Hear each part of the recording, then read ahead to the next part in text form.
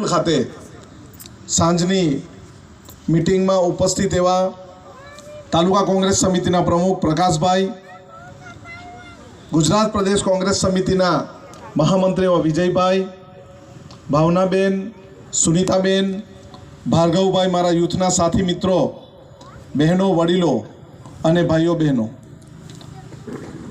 આ ચૂંટણી કોઈ સામાન્ય ચૂંટણી નથી. આ ચૂંટણી આપણા સૌના અસ્તિત્વની ચૂંટણી છે. આ ચૂંટણી એ માત્ર ભાજપ કોંગ્રેસની ચૂંટણી નથી, આ દેશનું બંધારણ બચાવવા માટેની ચૂંટણી છે. બધા ભણેલા ગણેલા શિક્ષિત છે અને સમજે જ છે સ્વતંત્રતા શું છે, લોકશાહી શું છે, લોકતંત્ર શું છે. અને બધાને જ ખબર છે કે સંવિધાનમાં આપણને બધા જ પ્રાવધાનો આપ્યા છે, બધા જ અધિકારો આપ્યા છે એક દેશના નાગરિક તરીકે. એમાં સૌનો ભણવાનો અધિકાર મફત અને સાર્વત્રિક 1 થી 8 ધોરણ સુધી, મધ્યાહન ભોજન ફરજિયાત છોકરાઓને અપાવવાનું. એ ગામડાનો છોકરો હોય, શહેરનો છોકરો હોય, દરિયાકાંઠાનો છોકરો હોય કે ઔદ્યોગિક વિસ્તારનો છોકરો હોય, એને 1 થી 8 સુધી મફત અને સાર્વત્રિક શિક્ષણ આપવું જ પડે, આપવું જ પડે ને આપવું જ પડે. એ આપણા બંધારણમાં લખેલું છે. એમને આરોગ્યની પૂરેપૂરી સુવિધા આપવાનું બંધારણમાં લખ્યું જ છે.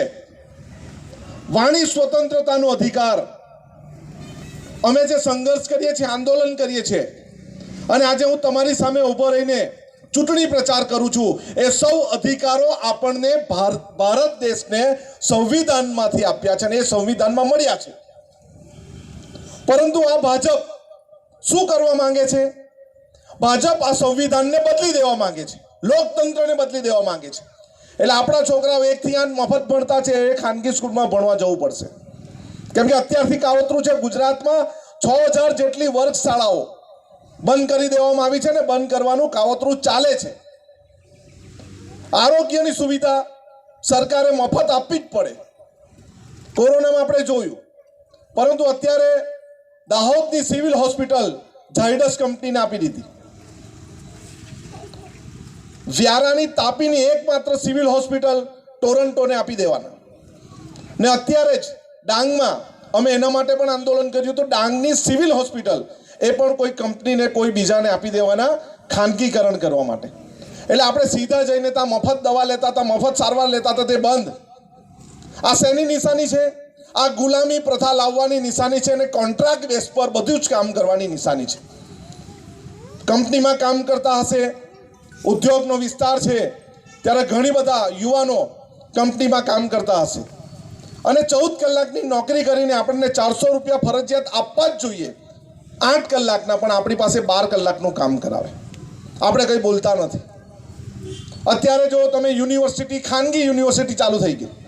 સરકારી યુનિવર્સિટીમાં ભણતા હતા મફત, હવે ખાનગી યુનિવર્સિટી ચાલુ થઈ ગઈ અને ખાનગી યુનિવર્સિટીમાં આપણે પૈસાથી ભરવું પડે અને ભણાવવું પડે. અને ભણી ગણીને પાછો પેલો નીકળે MA BEd થઈને ટેટ ટાટ પાસ કરીને, તો એને પણ 11 મહિનાના કરાર આધારિત નોકરી મળે. આ સંવિધાન બદલવાની નિશાની છે ને એમના મંત્રી જાતે કહે છે કે અમે 400 ને પ્લસ જશું એટલે સંવિધાન બદલી દેશું.